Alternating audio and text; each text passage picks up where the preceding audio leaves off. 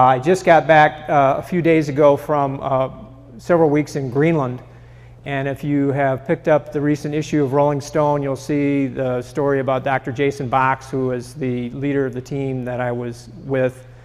And we were up on the ice sheet several times. We had a lot of chance to interact with scientists, interview them, and learn an awful lot about what's going on up there, and had an absolutely stunning experience that I'm still trying to recover from. And so I'm going to show a few of those home movies here. But I also, I imagine that there's probably people that have not seen me before, so I want to do a fair amount of bringing people up to steam on the basic science of where we are with climate change and what some of the solutions are. You're looking at a flyover of the Greenland ice sheet here, and I just wanted to throw this up because just to kind of give some appreciation of what a strange and amazing landscape this is. It's just, it seems like every day in Greenland you see something that just, it just pushes your mind over the edge even further. You're looking at meltwater lakes on the surface of the ice sheet here as we were flying over, and I'll talk more and more about what these lakes do and what their importance is. But I want to give you just a little bit of background on why we went and what we were doing there. Greenland is getting darker. The ice sheet's getting darker because more and more areas of snow are melting, and as snow gets warmer, it tends to deform like this. And as it deforms, it reflects less light. So the ice sheet becomes darker, and over the last decade, we've been able to measure that by satellite. Dr. Jason Box, our scientific team leader, wrote a paper on this last year where he predicted that if it continues to darken, we would see melting in the summertime over 100% of the ice sheet. And he predicted that would happen within a decade. Well, last year in this place where we actually flew into, Congar-Luciac, this is what the river looked like there. It was overflowing, this bridge was washing out, giant machinery was being swept away because you were seeing melting that was happening over the entire surface of the ice sheet. So they had never seen this kind of water flow there in that river. It's much less this year, at least so far, but this was a striking, stunning event, and we wanted to get up there and find out why that might be happening. And one of the questions we wanted to answer was, we know there are natural processes that darken ice, but could there be human processes that might be darkening that ice as well? And we know that the acreage being burned by wildfires is increasing as the planet gets warmer. And so the question that Dr. Box was asking was, is there more soot from wildfires landing on the ice sheet? And if there is that making it darker? Is that increasing the melt? And is that a positive feedback that's going to speed up the melt in the future? So he started something called the Dark Snow Project. We funded it online through crowdsourcing. I produced several videos to sort of our fundraising arm of the project. And we went up with several scientists. We had Dr. Box, we had one of his colleagues from the Danish Geological Survey, we had Mackenzie Skiles from NASA Jet Propulsion Laboratory, and we had videographers like myself.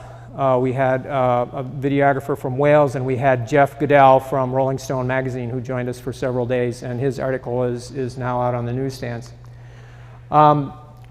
This is some of the dark ice that we went to look at. This is our first hop up onto the ice outside of Ilulissat on June 25th. And so you can see, surprisingly, there's a lot of areas that are quite white, but then a lot of areas that are quite dark. And here they're kind of negotiating with the pilot to try to decide what our target area is going to be. I haven't had much chance to really edit this video, so this is pretty much close to raw as I shot it. But we're focusing on this little lake over here. You can see these meltwater lakes popping up across the surface of the ice sheet as the weather gets warmer and warmer.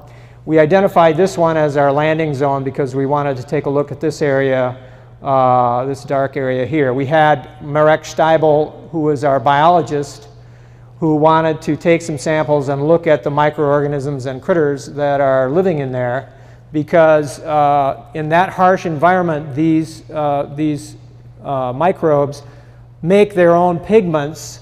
They create a dark shell around themselves to protect themselves against the intense light, and that dark pigment is in part what is darkening the ice sheet.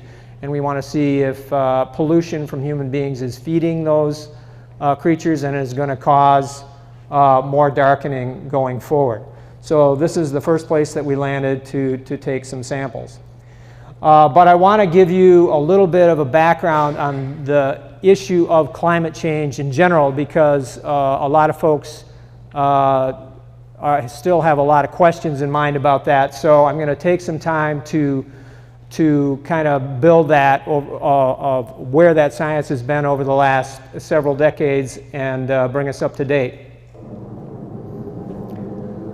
The real science of global warming started during the Cold War, the 1950s.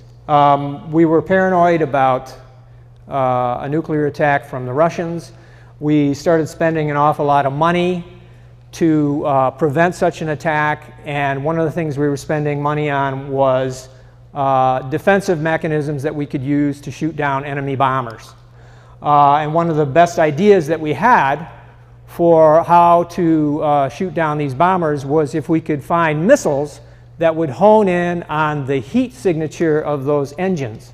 If we could find missiles, if we could build missiles that would be able to find that heat signature even in the dark and the rain and the clouds, we would have a weapon that would be very useful for defending against a sneak nuclear attack.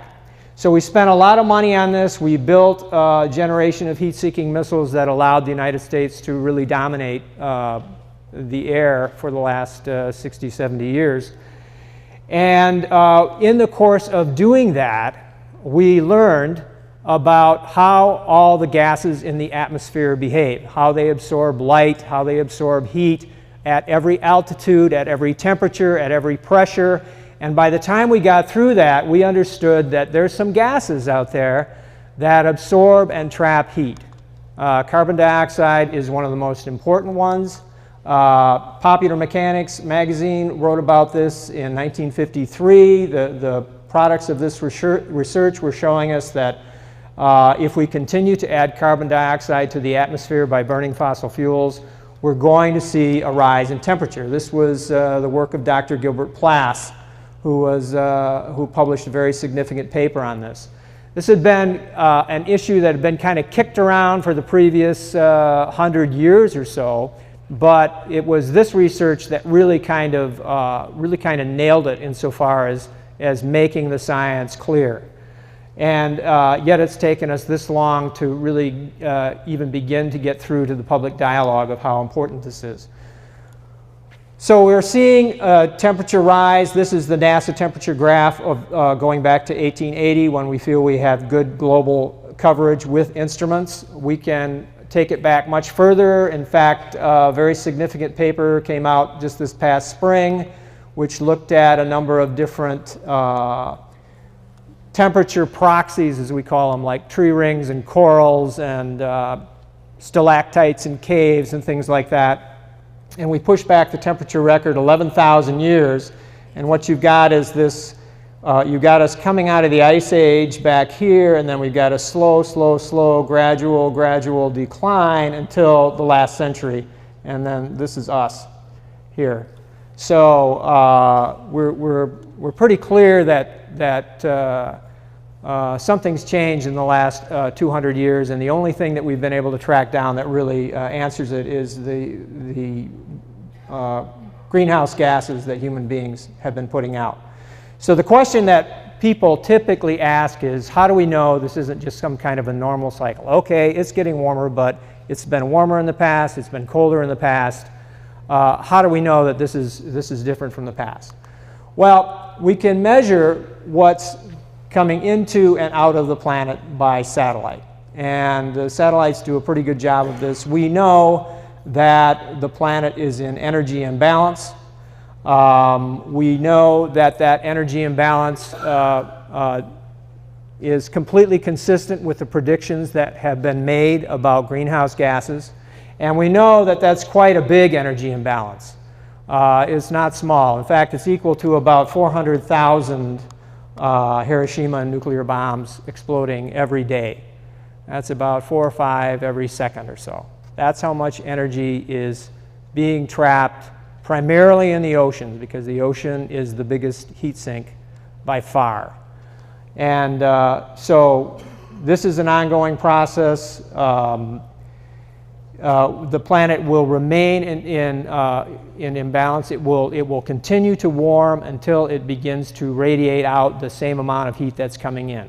And the big controversy is, how warm is it going to have to get before that happens? We know that going back hundreds of thousands of years, there have been a number of glacial periods. We know that 20,000, 50,000 years ago, this theater would have been covered with a mile of ice. And so some people have said, well, maybe we're in some kind of a period that's like this. It's warming or it's cooling, and it's like ice ages we've had in the past. We have a pretty good idea what caused those ice ages. We know, for instance, that the planet has a number of long-term changes in the way that we circle around the sun and in the way that the Earth turns. Most of you probably know about this one, that as the Earth turns, it's sort of like a top. And if you put a top on a table, it tends to have a wobble in it. And the Earth has a wobble too, and it's called precession, and it's about a 22,000-year cycle. But there's a couple of others that are important. As the Earth goes around the sun, sometimes the orbit is more circular, and sometimes it's more elliptical or egg-shaped.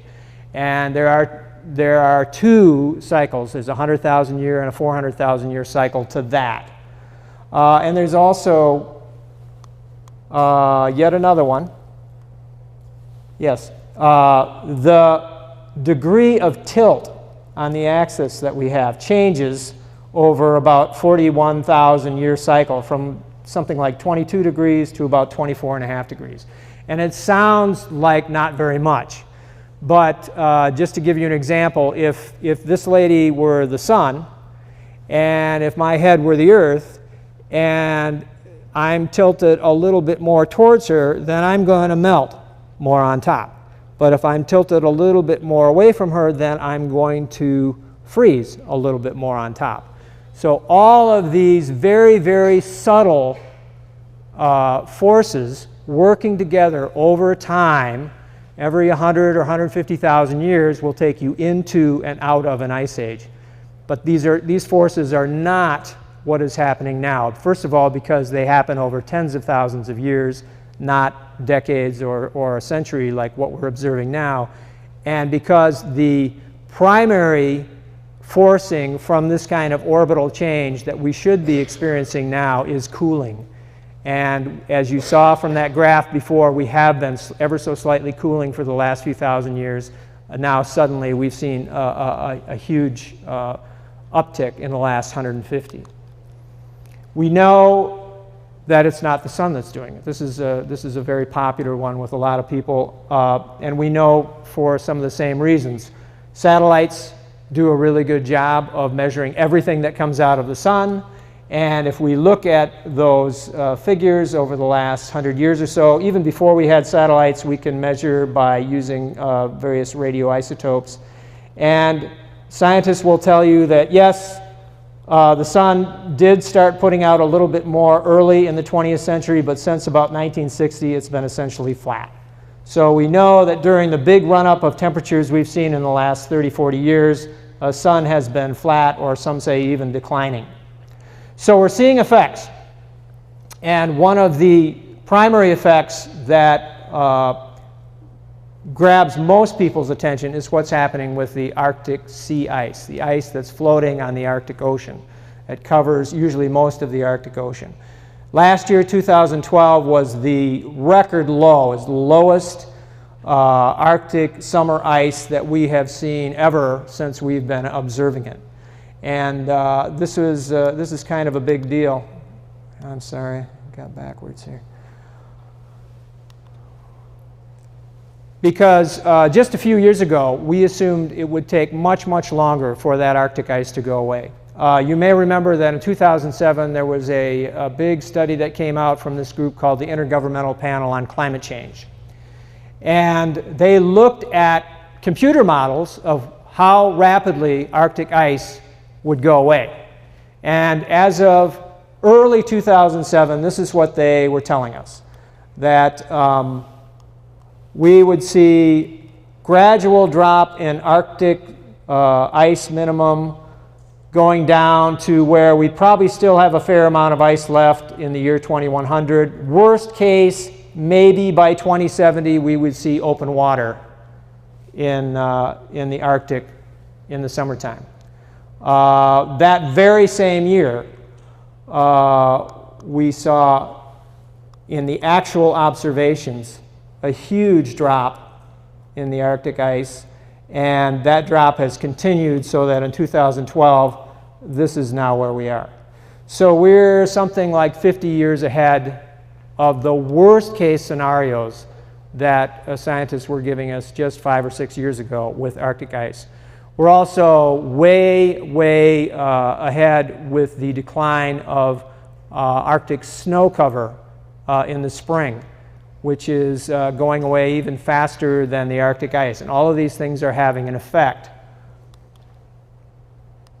One of the key effects that this has is that when all of these northern areas are covered with white reflective snow and ice, it bounces most of the solar energy off, bounces it back off into space.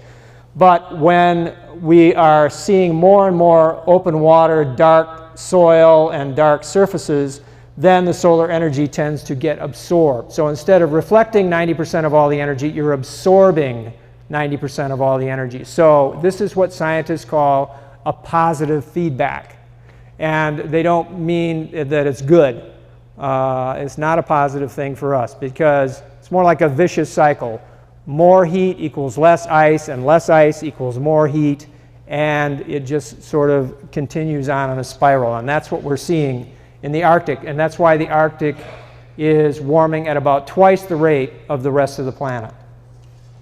And just to make that point even clearer, I'm going to show you this animation here. This is put together by the National Snow and Ice Data Center. And this is a map that starts in 1987. I'm going to make this animation move in just a second. And here you have the Arctic Ocean covered with ice, and it's color-coded. The whitest stuff is more than 9 years old. That's very old and very thick ice. The blue stuff, the dark blue stuff, is 1 year ice. It's only been there for 1 year. It just froze over the winter, and it's going to go away in the summer. Okay, so that's 1987. And we'll start the animation. You can watch the years go by down here, and you'll see it freeze and thaw and freeze and thaw as we go through the yearly cycle. And you'll notice that what's happening here is the thick ice is starting to go away throughout the 90s. And as we get up into the 2000s, that process begins to accelerate. We're still getting frozen water in the winter times, but less and less of it is this old, thick ice. So we get up into, watch 2007, big year here. Boom. And now we get up, this will take us up to 2011. So this doesn't even reflect the massive melt year of 2012. And just to give you an example of what's happening just in this past season, this is from March and April of 2013, looking at this area above Alaska. You had a cyclone going on up in this area that was moving, causing some torque on this ice, and the ice just started to fracture and break up in a manner that was very, very unusual. I talked to scientists at the National Snow and Ice Data Center, and they said, what you're seeing here is happening because this ice would have been maybe 20 feet thick 30 years ago. Now it's only 3 feet thick. And so it's getting pushed around and broken up. And much of this did, in fact, refreeze, but it refroze in a manner that was much thinner, much more fragile, and it is now being pushed around and deformed much more easily and melted much more quickly than it would have been 50 years ago. So that melt season is going on now. This is the latest graph from the National Snow and Ice Data Center. Here's 2012, the record low year. Here's the average of 1981 to 2010, and here's our current year. So we're heading down, getting pretty close to that 2012 low of ice melt. So we're definitely on the path, maybe not for another record year, but for another pretty low year in the Arctic.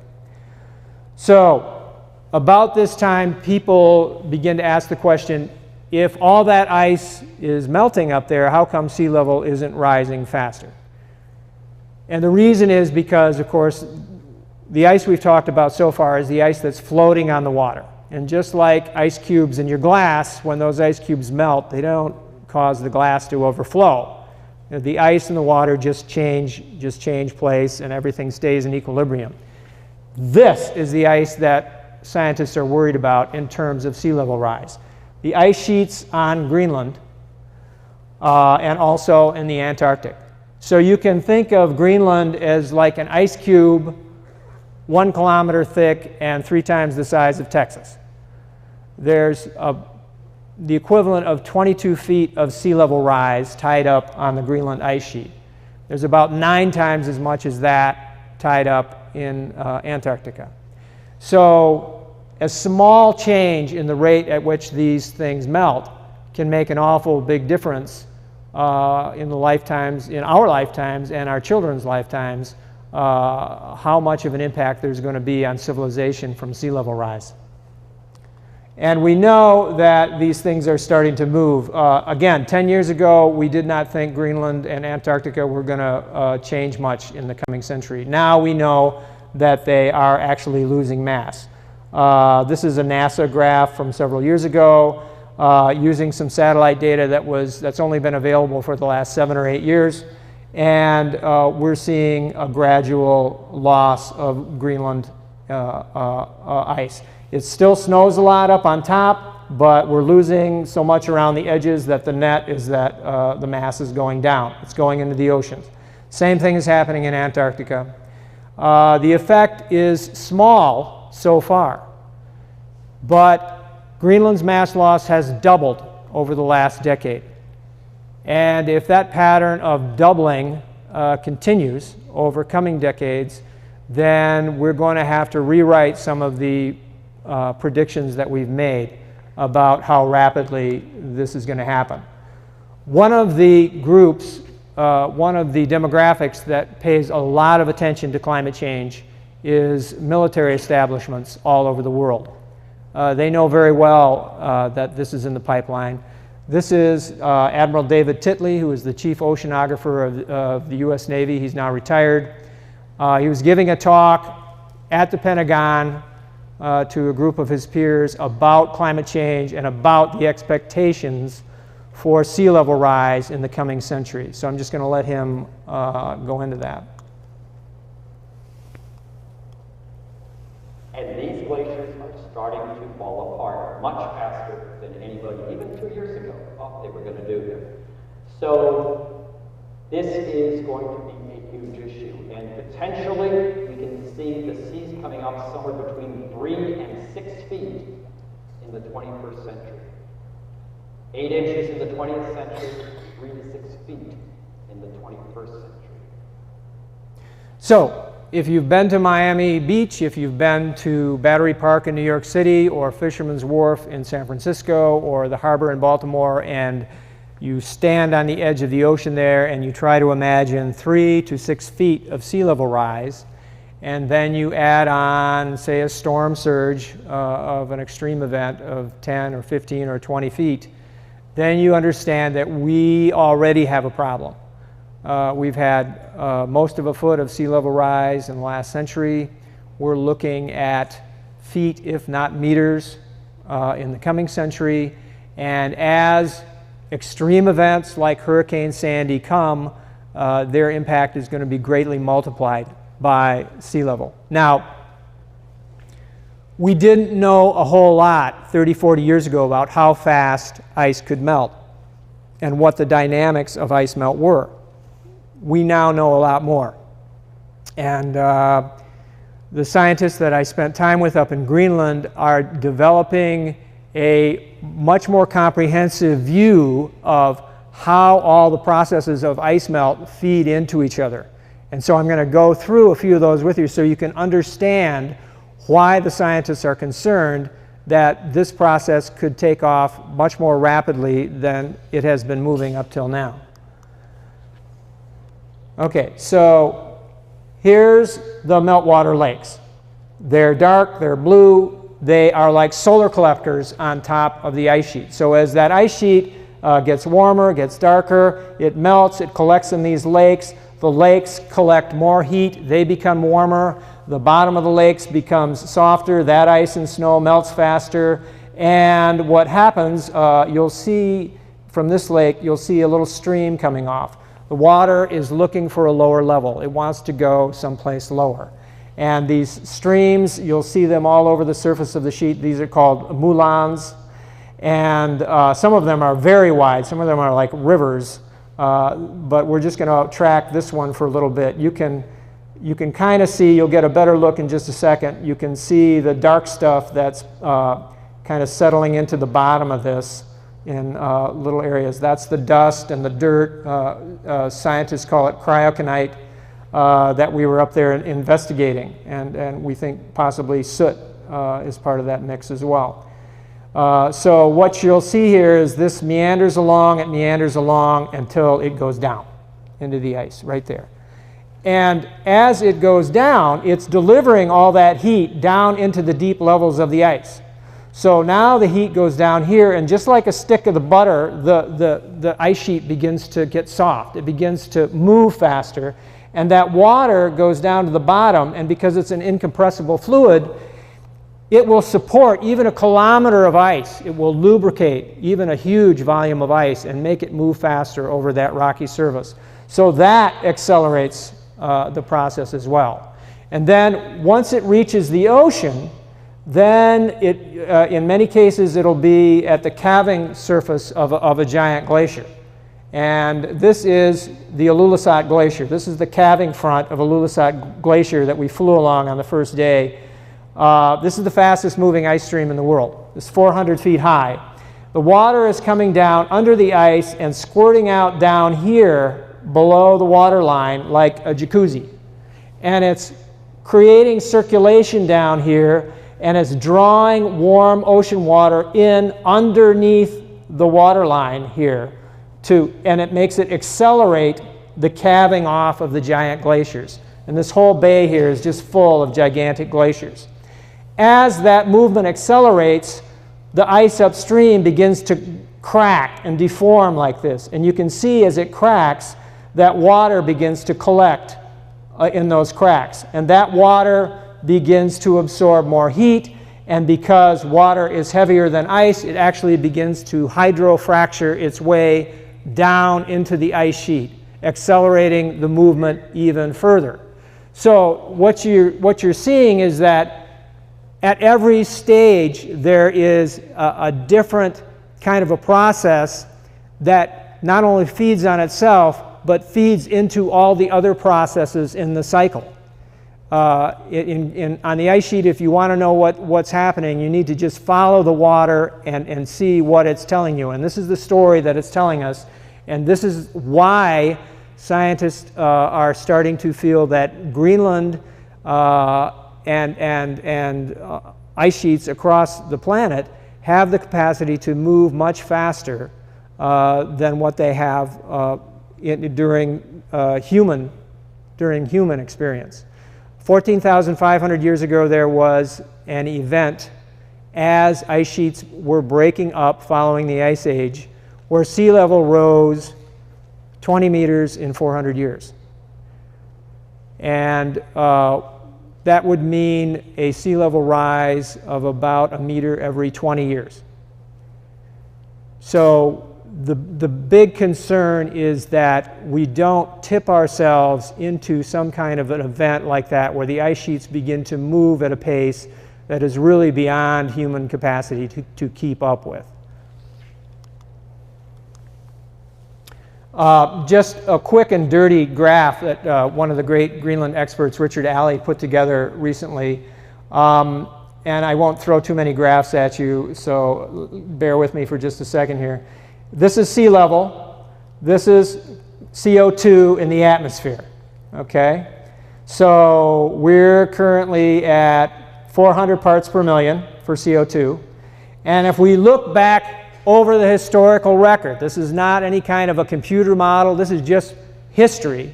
If we look back over history, there have been times when CO2 is relatively low and sea level is low. They go in kind of a lockstep. They go hand in hand. And there have been times when CO2 is relatively high and sea level is high. But if we take a look at the 400 parts per million where we are now, and we just draw a line over to where that should get us in terms of sea level rise, we're looking at historically a level of CO2 that gave us about 15 meters more of sea level than what we have now. Now you don't get that instantaneously. It comes into equilibrium over time. And this is sort of a big dumb way of using a graph. It's not really, this is not the result of a scientific analysis, but it does suggest that you'd better take a close look at this if you're going to keep raising CO2 levels, because history tells us that when that happens, sea level does change, and our challenge would be pretty massive if sea level began to change rapidly. Now, here's a whole different level of challenge. This is new science, and this is one of the hottest topics in meteorology right now. This is the jet stream. You're all familiar with the jet stream. You hear the weatherman talk about it on TV.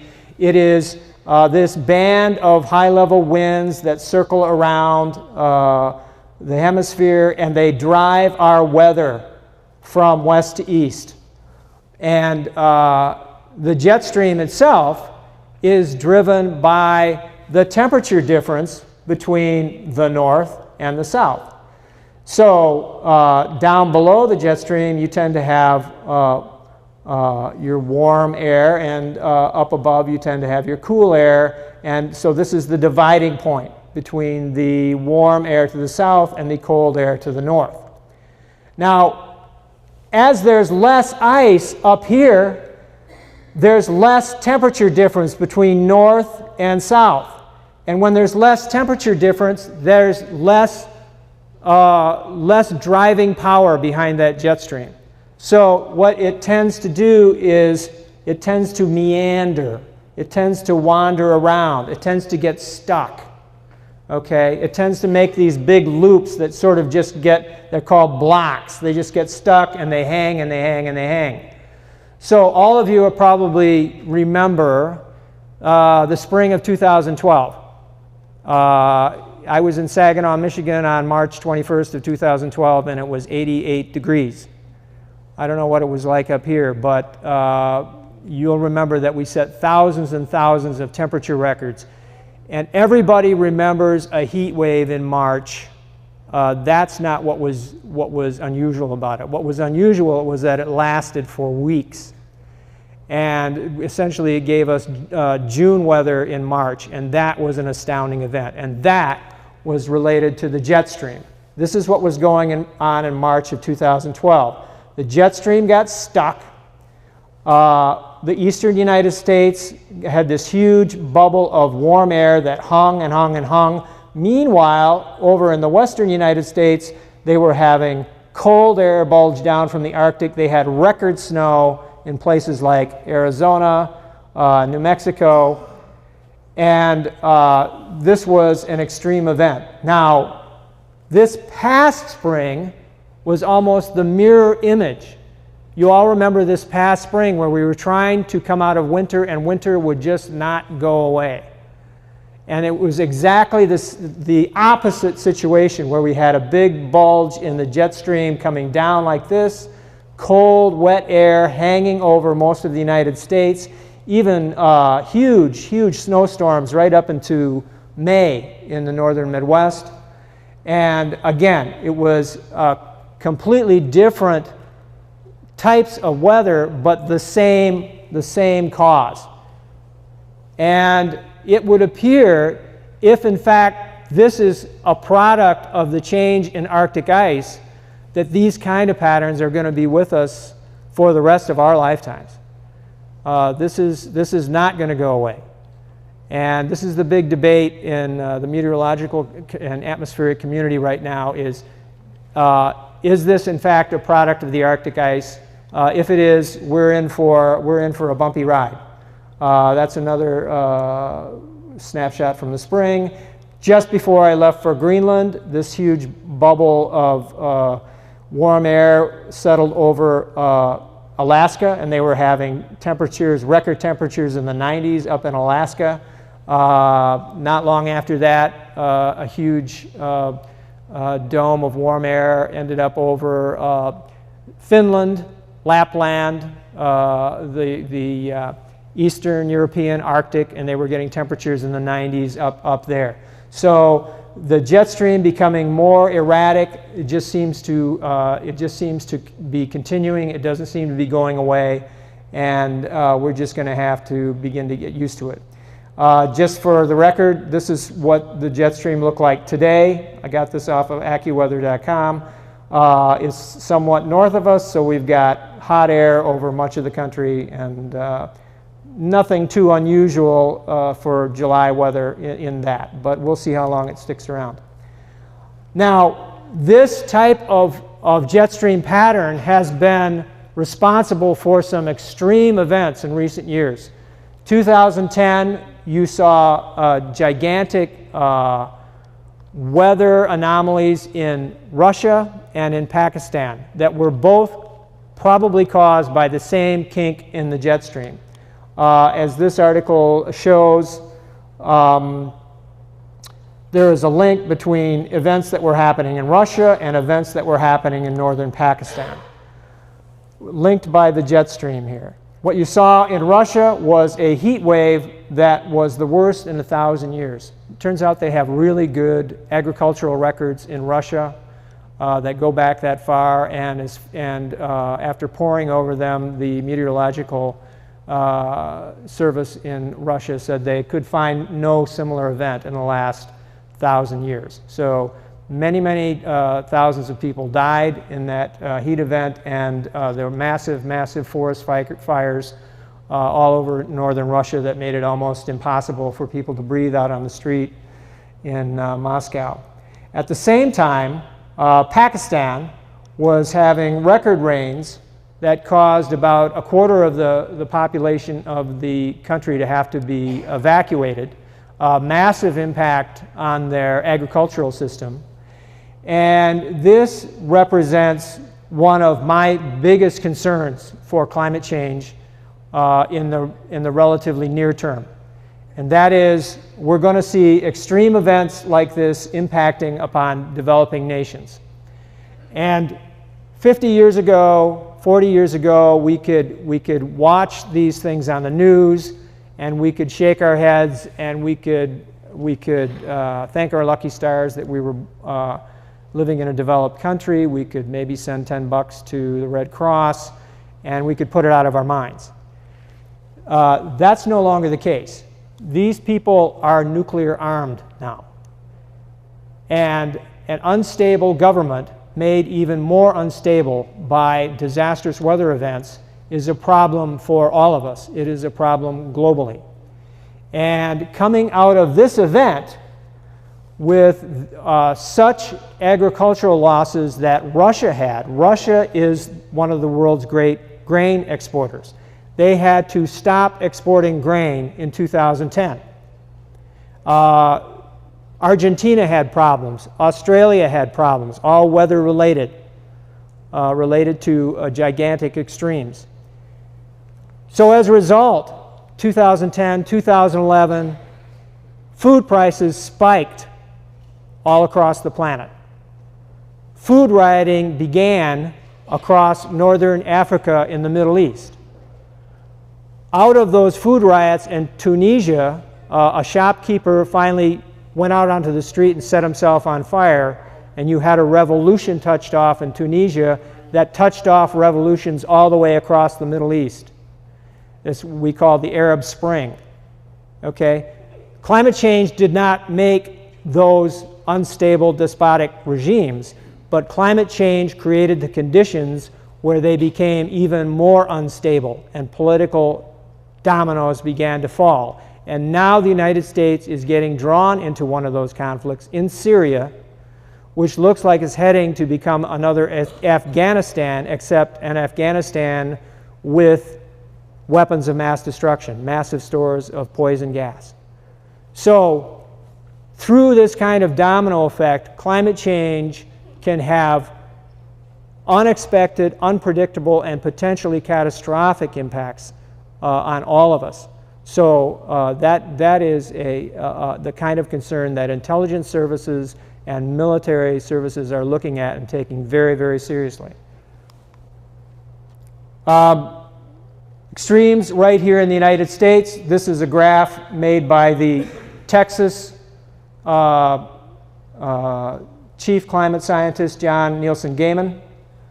This is in the summer of 2011. They had an enormous heat and drought event in the U.S. Southwest, particularly Texas, Oklahoma.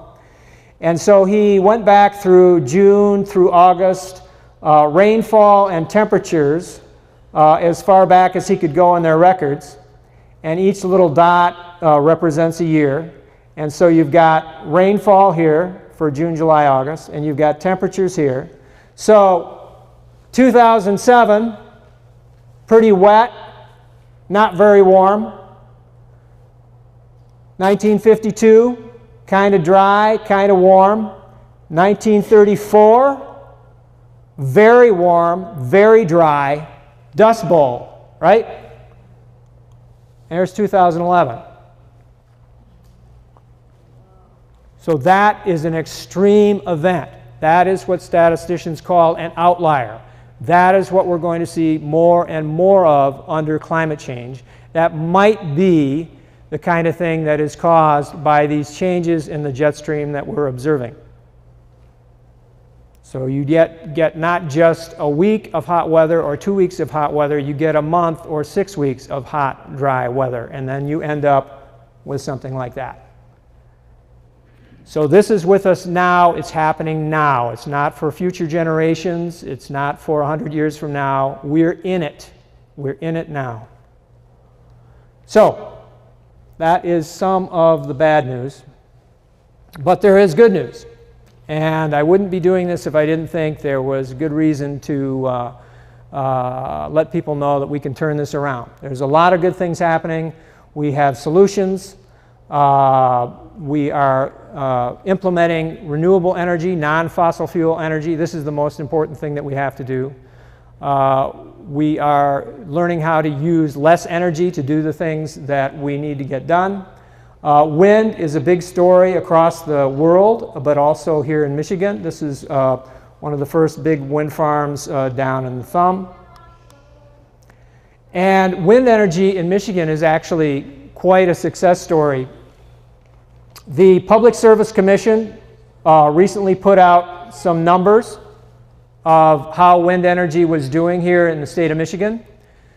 3 years ago, the cost of wind energy was 10 cents per kilowatt hour.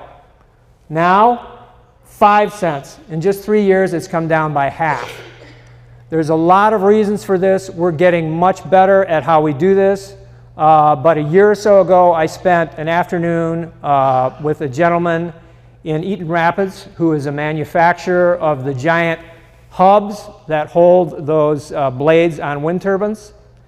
And because he was deeply embedded in the advanced manufacturing culture here in the state of Michigan, he felt that he could do this process better than anybody else was doing it. And he developed a whole new machine, a whole new process for machining these giant wind turbine hubs.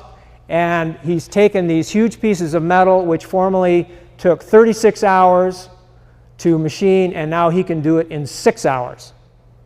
and he says we're only going to get better. And he's also working on a number of other innovations in the wind sector that will make wind turbines costs go down even further. And the Department of Energy also agrees this cost is going to continue to go down. And in fact, Bloomberg News, not exactly a radical publication, talked about some of these facts. The nuclear industry is taking a terrible beating from wind. Wind power boom has benefited consumers in regions where wind development is fastest, contributing to a 40% wholesale power price plunge since 2008. So based on all this good news, wind is exploding around the country. We're also seeing solar. These are manufactured right down the road here in Midland. They're solar shingles. Sun hits them. Electrons move around. You're generating a current. And the Wall Street Journal, no less, pointed out just a few months ago that utilities now realize they're facing a mortal threat from solar energy. Solar energy is coming on so fast that it is going to change the way electric utilities do business. They will have to change or they will die. Fox News has noticed, and that's why you're going to see, and you have been seeing, a tremendous disinformation campaign on Fox News and the usual talk radio outlets who are trying to push back against renewable energy because their clients, they are speaking for the big fossil fuel energy companies. And I just want you to watch this one. This is particularly telling. This young journalist here was on Fox and Friends in the morning, and she was talking about why solar energy seemed to be doing so well in Germany, which is not the narrative that Fox News wants you to hear. What was Germany doing correct? Are they just a smaller country and made more? They're a smaller country and they've got lots of sun, right? They've got a lot more sun than we do. Yeah. Okay. Germany has lots more sun than we do. That's the Fox News. That's the Fox News line. That's why they're doing so well. Okay, little geography lesson here. Germany is a small, cloudy, northern European country on the same latitude as Labrador, Canada. Okay? This is the solar resource in the United States. Red and yellow is more, blue and purple is less. Here's Germany. There is no place in the United States that gets less sun than Germany. In fact, Alaska gets more sun than Germany, okay? But just to give you a picture of how rapidly Germany is moving down this road, about a year ago on a sunny day, a sunny Saturday in May, Germany produced half of its electricity from photovoltaic solar cells on rooftops. That's how fast they are moving down this road. Now, they don't do that every day. We don't expect them to, but it tells you how rapidly that very modern, very competitive, highly industrial economy of 80+ million people is doing, and how far ahead of us they are, and how much work we've got to do, despite what Fox News may tell you. But get ready for that. You're going to hear more and more of it. As solar continues to build up like wind, you're going to hear more and more of this kind of disinformation. This is the cost curve for photovoltaic solar over the last 30 years or so. And statisticians and scientists will always caution you when you look at a graph to not imagine that you see a trend where maybe none exists. But I'm going to go out on a limb and say that there is a trend in this graph. Solar is getting cheaper, and it's continuing to get cheaper, and the cost of conventional power is staying about the same. And somewhere out there in the future, and in some places this has already happened, those lines cross.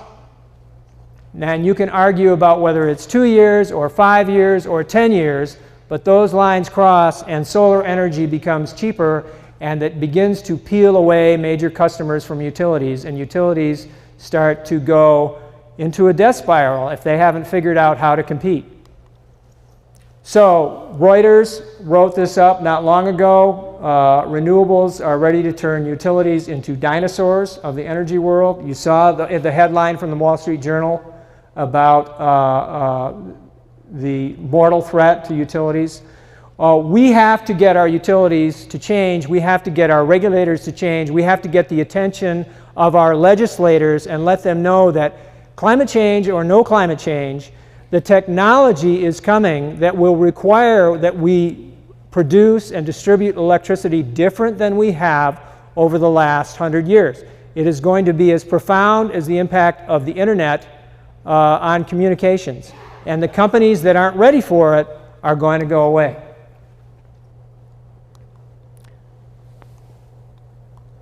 Now, one of the big arguments that you hear against renewable energy is, what do you do when the sun doesn't shine? What do you do when the wind doesn't blow? As a matter of fact, that's always been a problem for utilities. They've always had to deal with that because sometimes coal plants break, sometimes nuclear plants have to be refueled, and what are you going to do? This is the Ludington Pump Storage Power Plant. You can think of it as one of the world's largest batteries. What it's supposed to do is that when your power plant is running at 3 o'clock on Sunday morning and nobody needs the electricity, you, instead of turning off your power plant, you use that electricity to pump water up into this artificial lake, and that stays there until sometime when you need it, like maybe on a hot day like this when everybody's turning on their air conditioner. You open up the gates, water runs down, it's just like a dam, it's generating electricity, and then you can have, you could potentially back up wind or solar energy 24/7 using this technology. So this is off-the-shelf technology. New technology constantly coming online. Just yesterday, article in the New York Times talked about new battery storage technologies, cheap enough that they are now competitive with natural gas for backing up wind and solar.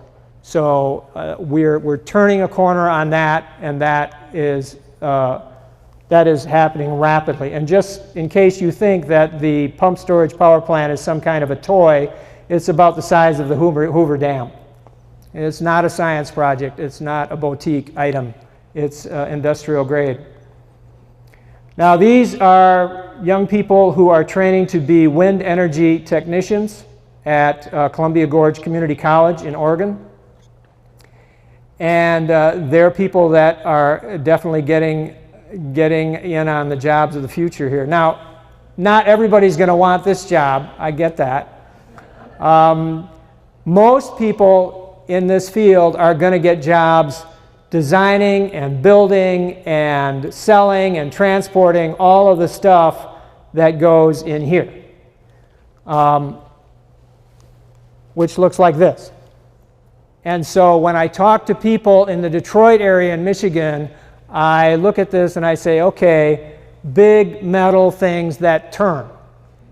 Is that something we could do here in Michigan? Generally, I get pretty good agreement on that. As a matter of fact,